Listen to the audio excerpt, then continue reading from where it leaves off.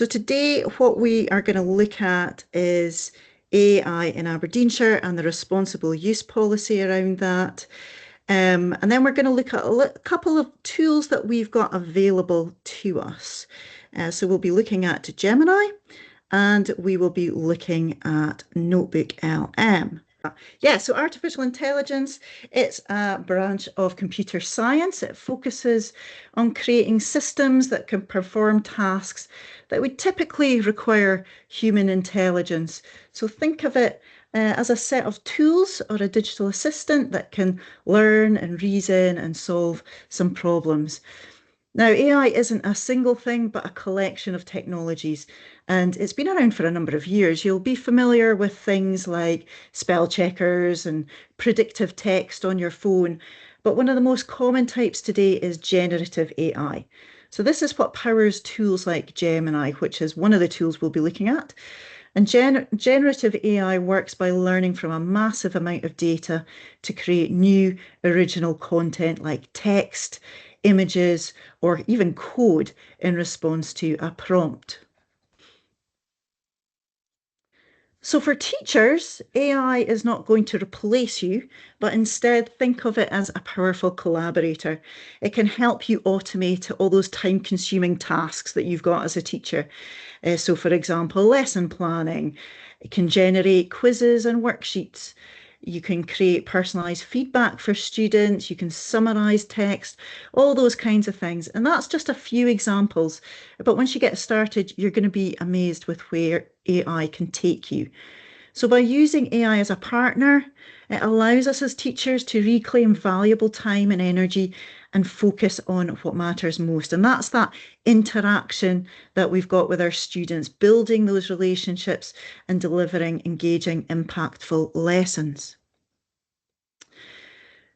Now, there's been a lot of talk about AI in the news lately, and it can be quite scary. And my talk about AI might be filling you with the heebie-jeebies, or you might be feeling really excited about it and have been using AI already.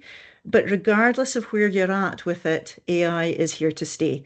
So that genie is out of the bottle now, and there's no putting it back in again. We cannot hide from it. And there are loads of AI tools out there for teachers, and it's super easy for us to get sucked in and want to try out all those different pieces of software. But wherever you're at in your confidence or journey, we do need to be cautious.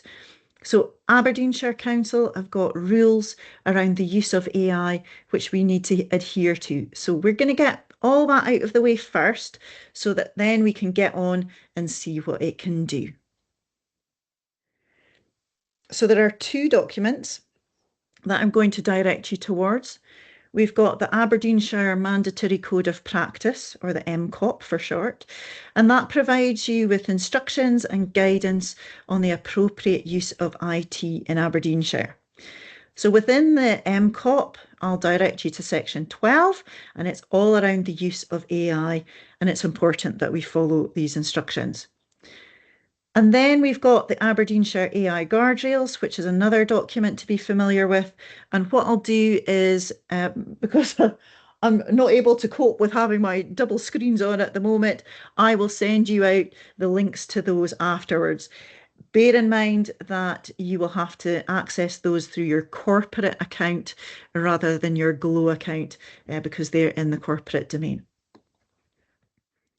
So I'm hoping that you're going to enjoy this session and that you're going to want to get started straight away with AI. And I know that if that's the case, you're not going to want to trail through both of those documents in the first instance. So what I've done is I've taken the key points from those and I've summarized that in an AI ABC. So first of all, I've got A for avoid. We need to avoid putting any personal, sensitive, or confidential information into AI. So this could be information about your pupils, or it could be information about Aberdeenshire Council. So data protection is crucial for us as teachers because it safeguards the privacy and well-being of our learners. So it's not just about following rules, and it's not about purposefully trying to put blockers in the way or making things difficult. It is about building and maintaining trust with our learners and their families.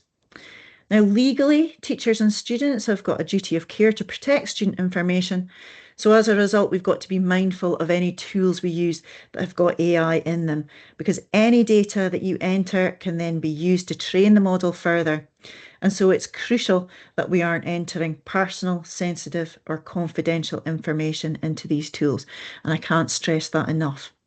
So the tools I'm going to be sharing today, they don't train data models. So we have got this added layer of security built in, but we shouldn't be sharing any personal information regardless. Now, I've popped the second thing on the slide because you might have seen some trends where some teachers are generating AI images of their learners to put up in class, maybe on trays or coat pegs or whatever. But I would just be steering clear of putting any images of learners into AI because even though the tools we're looking at today are not used to train large language models, professionally and ethically, it's not responsible for us to be doing this. Now on to B. B is for bias. So it's good practice to always review any AI generated content for accuracy and bias. So large language models can exhibit a bias because of how they're trained, and you can potentially see stereotypes coming through. So for example, I was trying out one of the tools and I wanted it specifically linked to Scotland. So the character that it came up with was called Mrs. McTavish. So, that could be considered to be a stereotype. Now, I could change that if I wanted to. I could change the prompt if I felt it was too stereotypical. It's up to you to review that content really carefully, ensure that it's accurate and not biased at all. And C is for check. Check what tools you are allowed to use. So we can't just use any old tools willy-nilly. Tools with AI have to go through an AI risk assessment, which is then assessed by the Council's Information Security Officer and AI working group before you can use them. So they're part of the legal team. They're not anything to do with education. So over the last couple of months, I've had an awful lot of emails through from teachers saying, I can't get on to ChatGPT, it's blocked, can you unblock it? Well, no, I can't unblock it because it hasn't gone through these checks. It is not assessed as being something that we can use in Aberdeenshire. So yeah, we can't use that. However, the tools that I am going to share with you today have been through this process, so you know that they are safe to use them. Now, if you keep these points in mind, you're going to just love what AI can do for you. So what tools can we use?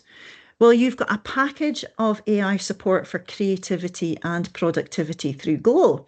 So they've all gone through the appropriate process and we can safely use these in Aberdeenshire. So we've got Gemini and Notebook LM. They are the same as you would find if you've got your own Google account. They are part of our Google Workspace suite of tools.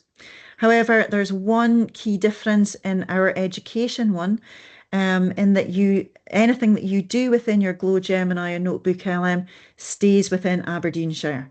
So the prompts that you enter are not used to train the model, the stuff that you type in doesn't go out to the web, and content isn't reviewed by humans. Now, that doesn't mean to say that we're not going to be careful with what we put in. We still need to make sure that we aren't typing in personal, confidential, or sensitive information. So those are our two Google tools. And then we've got Adobe Express. So it's a creativity tool and it's got generative AI built into it. So this is the only software currently within Aberdeenshire that's got generative AI that's approved for use with pupils. Right, before we take a look at Gemini, I just want to make the point that AI isn't here to do your job for you. It's here to assist you. So what I say is you could let AI do 80% of that hard work for you, but then don't allow it to do more than that. So you've still got your 20% to do. And your 20%, you're reviewing it, you're verifying it, you're editing the text, making sure that the AI has come up with what you want it to come up with, and making sure that you personalize that output further to bear in mind your own teaching style and the needs of your learners. So we're going to have a little look at Gemini first. And I'm going to show you how to get onto Gemini in a minute, but I just wanted to show you, first of all, how it's laid out. So it's a really easy interface. We've got this box at the bottom here. That's where you're going to ask Gemini what you want it to do. So that's called a prompt. You can type this in, or we've got a little button at the right-hand side where we can dictate in our prompt.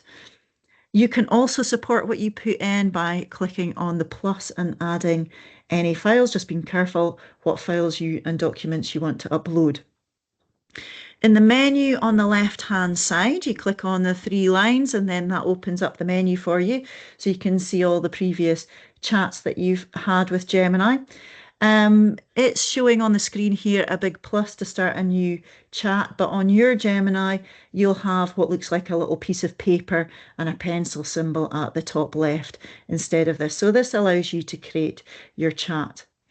Now, what we need to remember when we work with Gemini is that it's a computer. So it's not a mind reader. If we want a good output from it, what we put in also needs to be really good. So we're going to have a little look at prompt writing. So what we put into AI, any AI tool is called a prompt. And if you're creating a prompt from scratch, it's a good idea to follow Google's parts framework to guide Gemini step by step to create exactly what you want. So first of all, we've got P for persona. So this is going to get Gemini to respond in the tone you want it to. So you might ask Gemini to act like a teacher or act like a scientist. Then we've got A for action. This is where you use action words to get Gemini to carry out the task in the way you want it. So you could use words like create, rewrite, explain. Next, we have the recipient. So here you're going to specify who it is for. So you could write the parents of 7-year-olds or learners aged 11, that kind of thing. T is for theme. Theme is straightforward. Here you're guiding the content with your context. So for example, play-based learning, early literacy, history, or you might even be drilling even further into that. And then finally, S is for structure. Structure helps Gemini to tailor the output to specific formats like lesson plans or slides, newsletters, all that kind of thing. So what you end up with is quite a long prompt in the end, but the more you put in, the better what you're going to get coming out. So I've created this example so you can see it in action. So I've started off with the point of view of the person teaching the lesson, so the primary 5 teacher. I've made sure as well that I've mentioned that I'm teaching in Scotland, because then Gemini knows what curriculum to look at and link the lesson to. So that's our persona. Then I've asked Gemini to create something for me, in this instance, a lesson plan. For the recipient, I've made sure to say that they are learners, and I've popped in their age as well so that the activities are tailored around them. And then here's where I've got specifics about the literacy lesson I want to do. I haven't just said to create a literacy lesson, I've been specific with what I want taught. And then finally, I've popped in some specifics about how I want the lesson to go. So if you want to log into Glow at the same time, if you've got a wee device there as well, let's see if this works or if it's logged me out of it. So when we are on Glow, let's wake it up. You might have your Google Drive already on your Launchpad, like I do, but don't worry if you haven't, because if you go into View My Files, which you might already be familiar with, you can see we've got Google Drive here. So you've got your 2 productivity suites, Google Drive and your Microsoft OneDrive. We're going to click on Google Drive. And then we are going to go up to the 9 dots at the top right and click on that, that is going to give us all of our Google apps. And you can see Gemini here is for me at the bottom. It might be somewhere different for you. And we just want to click on that. Let's see. Okay, so this is the prompt box that I was talking about. And at the left-hand side here, if I expand the menu, you can see that I've got the new chat button here.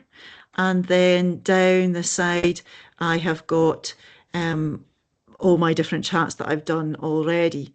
So to save a little bit of time in true Blue Peter style, I'll show you one that I did earlier. So that one that I was doing just now, the simile and metaphors. So if I just scroll up a bit so you can see it. So that was the prompt that I showed you about being a primary 5 teacher. So I'd entered that in, and Gemini didn't take very long at all to come up with this lesson. So you can see that it's linked it to the levels. So 1st/2nd level for primary 5. It's given me an approximate amount of time that it might take, and then it's given me those curriculum for excellence links. So it's gone out to the internet and it's found that for me, which saves me a great amount of time, which is super. So that was one of the things that I always found a bit of a pain, was looking for those links. Then we have got our learning intentions and success criteria. Now, it's quoting Walt and Wilf here, which I know we haven't used for a while, but it's exactly the same thing, isn't it? The learning intentions and success criteria. And you can look at those and you can see, right, that looks pretty good. I'm happy with that as well, because those can also be a bit time consuming to make up. Then we've got our resources, which is great. Because it allows me to prepare in advance what I've got to get looked out. So here we've got some small objects in a magic bag. So that's good. I can get all those things together. And I need some pre-prepared sentence strips because we've got a sorting activity as well. And when I get into the lesson activities, it gives me, all the sentences that I could use as examples. It talks me through how I can work through this lesson. And, obviously I could just use it as is, or I could change it to make it more personal to me. I would be reading through it first of all. It's got some examples here and how I can split it up into similes and metaphors. I quite like this little quick quiz game as well. So if it's a simile, pupils put their hands on their head. If it's a metaphor, they touch their shoulders. Maybe my pupils might be quite confident doing that, so I could leave that in. Then there's a sorting activity. Here's the magic bag. And then the plenary. So all looks really good. And it's even given me an appendix with some sentence strips that I can just copy and paste, pop that into a Google Doc or into a Word doc if I'm more familiar with using that, and then just print it off for my learners to use. So just really good how we can very, very quickly get a lesson that suits our needs. And if there were any bits that I wasn't happy with, I can just enter another prompt. So you can see down below, I wanted some more examples for sentence strips, and they've given me some more examples. And they've even told me whether or not they're a simile or a metaphor. And sometimes Gemini will also give you some additional advice that you can go to as well. So I want you just to take a few minutes to try crafting your own prompt for a lesson that you maybe have got coming up. So it could be something maybe in preparation. If we get another snow day, for example, you could do something for that, and then you've just got it ready to use. But I'll just give you a few minutes to do that. Remember to think of that parts framework that I spoke about, splitting it up into persona, action, recipient, theme, and structure, so that you're creating a really good prompt. So we're going to have a little look at gems next. Now, sometimes you might write a great prompt and you want to reuse that. And gems allow you to do this. So gems are customized versions of Gemini, which you can personalize to be experts on any topic. And there are also some gems in there to get you started on specific topics. And one of them that I particularly like for teaching is storybooks, and I'm going to show you that in just a minute. So storybooks allows you to bring ideas to life without having to trawl the internet or the library for something appropriate, which may or may not fit into what you're exactly looking for. So storybooks allow you to create personalized illustrated books, and along with that, it allows you to read it out. So it's got read aloud narration built into it, making it quite accessible. So I'm back into my iPad again. We're going to have a little shot with that so you can see what I'm speaking about. And you would click on the three little lines at the side. So that's going to open up your toolbar at the side. And we are going to find gems. So if you scroll all the way up to the top, if you're not seeing gems, you need to scroll all the way up to the top and you will see it there. Now I'm going to click on gems, and you can see we've got these pre-made gems by Google, but we're going to particularly look at Storybook.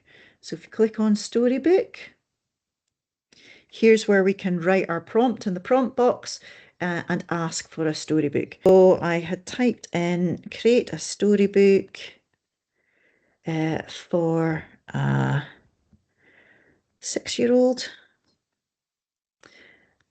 which explains how to use a or an.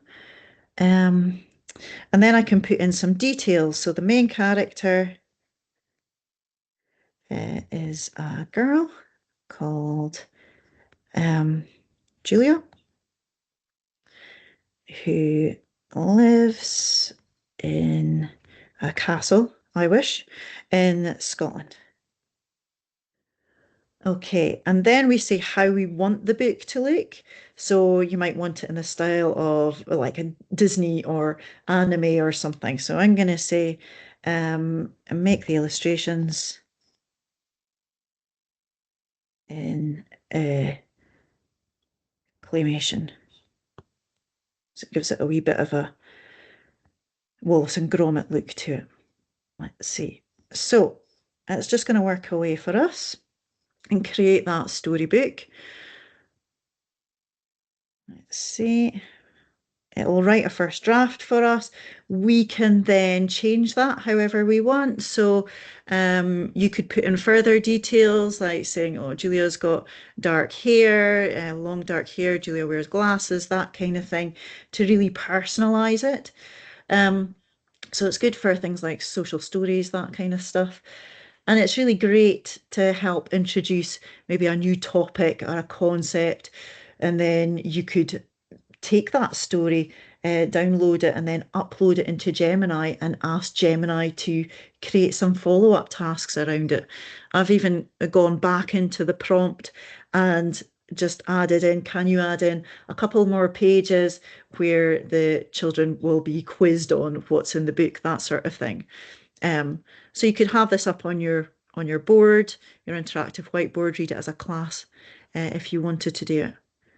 Let's see how it gets on with that. It's just taking a little minute. This is why I wanted to use the example that I had earlier. Right, here we go. So Julia's royal rules of A and Anne, and we can open it up and flick through it and see how it's got these really nice pictures. I could read it out as the teacher. I can make sure that it's all okay in the way that I want it. Like I said, I can re-prompt if there's anything I'm not happy with. I can also press on the listen button. If you see that here, it's not going to work just now because it's plugged into my computer and it won't play the sound. But if you try it on your device just now, you'll see that it reads it out for you and it flips through the book for you. So I think you'll find that this is something that you probably could use in class quite happily. And there's lots of different ways that you could use it. So, why would we use it? If we've got a book already? Well, I spoke about that personalized content, creating unique custom stories. You can base it on specific personal interests. It's a great educational tool. So, quite complex topics you can then explain in a simple, age-appropriate way.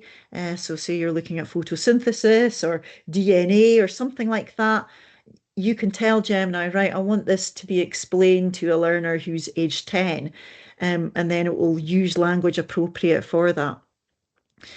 For creativity and imagination, if a child has drawn a picture, for example, you could then bring that picture to life by uploading it to the plus button, and then that character becomes part of the story. Um, and you can also be quite creative with the different art styles and genres that you use. I quite like the claymation. You might have a kid that's really into comic book style and do it that way. It's very accessible. It comes up with custom illustrations. It has that audio and narration feature as well. And there's infinite variety. So you can then generate endless news stories to keep children engaged and excited. Okay, right, we'll move on. So Gemini is really great. And if you get the prompt right, then what you get out of Gemini will be amazing. But sometimes it can be a bit tricky to get those prompts just right. And at the moment, there are a limited number of those pre-made gems that I spoke about. You saw the chess gem and all that. But the good thing is that Google have just released a collection of resources similar to gems to help you out. So in Google Classroom, at the left-hand side, you'll see this new Gemini tab on there. And in there, you'll find 27 pre-made AI prompt tools. Now, don't worry if you normally use Teams or you don't use Google Classroom at all. Because you have got a Google account within Glow, you still have got access to all of these tools, which is really great. So, like I said, 27 tools in total, and they can be sorted into two groups. So you've got the ones at the top of your screen, which have got quite colourful icons, and they give you a template that you've got to fill in, and then they'll generate something for you. And then if you scroll down a bit, you've got other ones which have got a little blue square with an arrow poking out, and those are the prompt tools. So what happens with those is when you click on those ones, it'll take you to a new tab and open up Gemini in a new tab, and it will prompt you through it. So we're going to start with the template tools. So what I'm going to do is I'm going to go back into my Google Drive, because this time in my waffle, I'm going to select Classroom. Okay, and you can work along at the same time as this if you want. Now, if you've not used Classroom before, you won't have all of these classes here, but I want you to forget about that anyway, because we're just looking at the left-hand side and seeing where it says Gemini. So we're going to click on that, and there's our Gemini tools. So here we go. We've got a new one in there, so there's maybe actually more than 27 now. So we've just created a storybook on a or an and the use of those. And what I want to do is I want to give my learners a little test to make sure that they've understood when they would use a or an. So I'm going to select Generate a Quiz. And here's where we start putting things into the template. So for the target year, we've got to remember, first of all, that this has been developed in America. So we've got to use their system. So kindergarten is their equivalent to primary one, primary two is year one, primary three, year two, and so on. So I'm going to put in year one. I can then select the number of questions. Maybe I'll have 5 questions. And then I describe the topic. So we are learning about a or an and when they are used. Okay. And then I can click on Generate Learning Objectives. and it's going to generate those for me. So here we've got a whole bunch of learning objectives. I can just simply backspace any of the ones that I don't want. I can add in more if I need to. I can change or edit any if they're not exactly how I want them. And then at the bottom, we can choose our question type. And it is optional, so we don't have to choose that. But this time I'm going to choose multiple choice and I'm going to generate some questions. So here we go. Remember, we've always got to review it. I can make sure it is the way that I want it. I can correct any mistakes if there are any. And it's also giving me answers, which is really useful as well. It's giving me my 5 questions. If I don't like that, or if I want to do anything else with it, I can modify that with a new prompt if I need to. So I could copy this and pop it into a Word document if I feel more comfortable using that, or I can click on the export button, can add that to my classroom if I've got a Google Classroom set up. I could pop it into a Google Doc, so that's your equivalent of Word, or I can export it to forms. This is going to create a form for me. So it might just take a wee minute. And then I click on View Google Form. And here we go. The form's all ready to be used. And I would just use this like any other Google form, just by clicking on the share button and then deciding who I'm going to share that with. So if I am in Gemini again on my Google Classroom, I'll just discard those changes. We've also got those prompt tools at the bottom, which you can try out as well. I am a bit conscious of our time, so I won't show you how you use those, but it's in exactly the same way.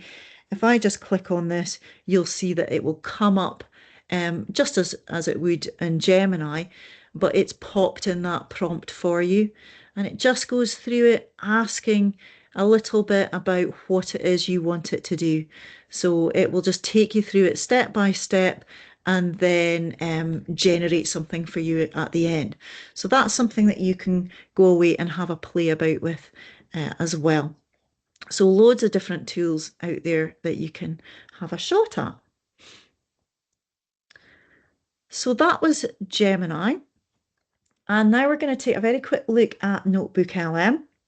So Notebook LM is designed to work as a personal research and learning assistant within education. So you can upload a variety of different source materials, including documents and articles, and then engage with them in a bit more of an interactive and insightful way. Now, it only works with the documents that you give it. It doesn't go out to the internet at all. And you control what the output will be. It's not reviewed by humans. So I've made a little screen recording and now I'm thinking, is it going to share this? Is it going to share this sound? Just to show you how Notebook LM could help us. So in my video, we all know that Education Scotland and other sources, they've got loads of great information available, but sometimes it can take us quite a long time to go through all those sources, and it can be a bit tricky to pick out the really important parts. And for me, anyway, when I've got large documents to read through, it's not the most accessible way for me to access that content. So for my example, what I've done is I've gone onto the Education Scotland site and I've looked for documentation that they've recommended around reading and shown how Notebook LM can summarise that for me. In this video, I'm going to show you how to use Notebook LM. So I'm on my launch pad within Glow, and I can either click on Google Drive or I can go up to View My Files and select Google Drive here. Once I'm into my Google Drive, I go up to the waffle at the top right, and that is going to allow me to see all of my apps within the Google Workspace. And I scroll down and find Notebook LM. I click on that, And here we've got the notebooks that I've started. I want to select Create New Notebook. So here I can upload my different sources. So I can choose a file that I want to upload, maybe from my computer, for example. You can see the different file types that it supports, so a range of different files you can upload here. You can also upload directly from your Google Drive, or you can copy and paste text in. I'm going to show you how we can add a link. So I'm going to click on Website, and I can simply copy and paste URLs from websites that I want Notebook LM to have a little look at. So Education Scotland have got a lot of different resources that we can go to. And on here I have got lots of resources for reading. So I've got vocabulary, fluency, comprehension, and it would take me a long time to read through all of those things. So if I want to concentrate on vocabulary in particular, I could select the URLs that I want. So I'm going to copy the link address. So I just right-clicked, copy link address, go back to my notebook, and I paste that in.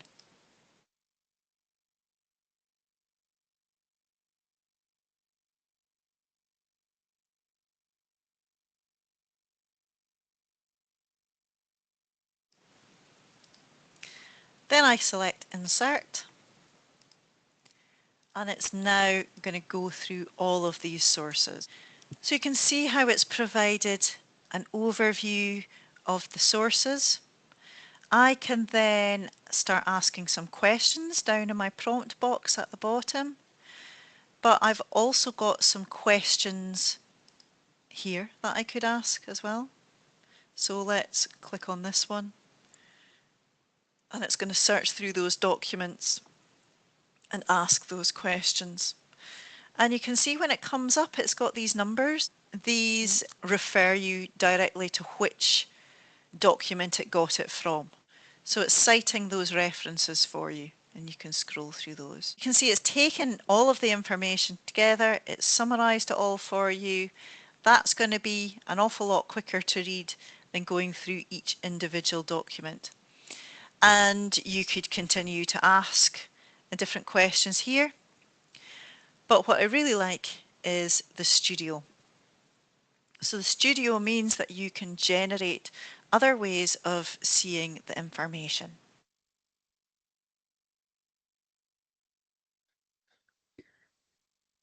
Okay, so that summary is really useful, like we've said, but we're going to now have a little look at the next video, which takes you through some of those studio tools, because that's where you're going to get the real benefit from Notebook LM.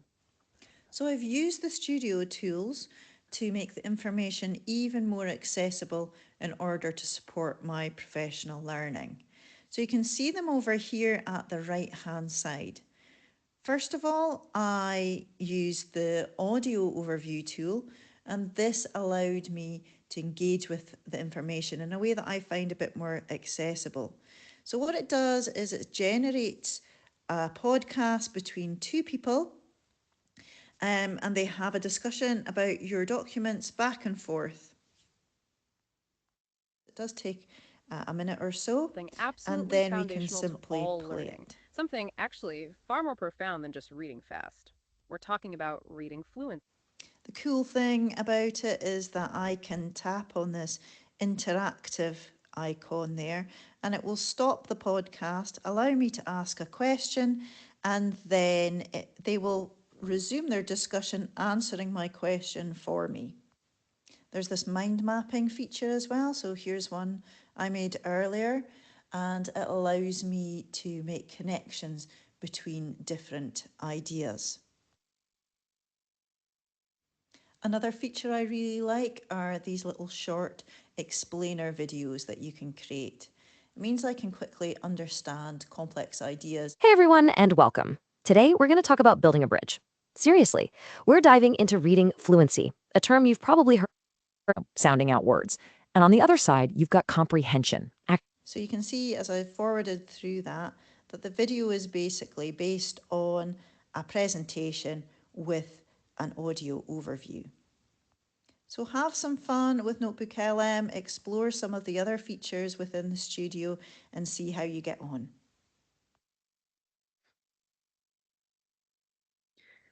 So you can see how this would be really useful as a professional learning tool, but we could also use that in the classroom.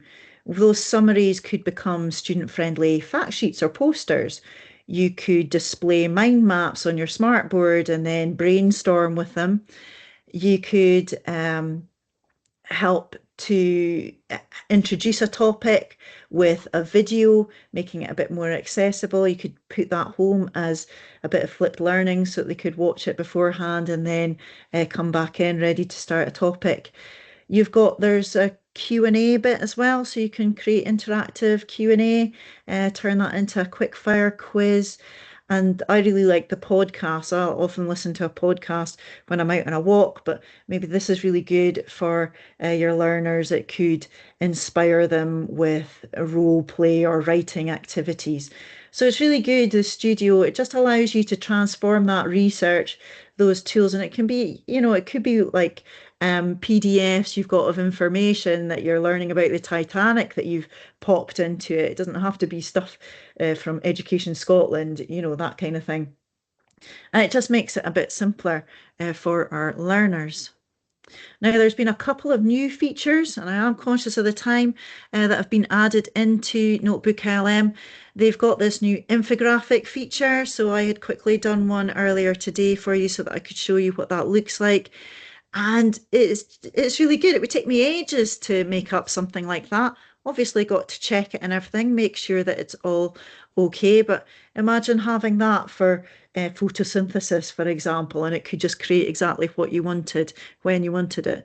And then there's new features within the presentations as well. So you can actually choose your theme. So choose an appropriate theme that will go along with the type of presentation that you want to have. So that is us. We looked at AI in Aberdeenshire, that responsible use, and how we've got some rules and guidance that we have to follow.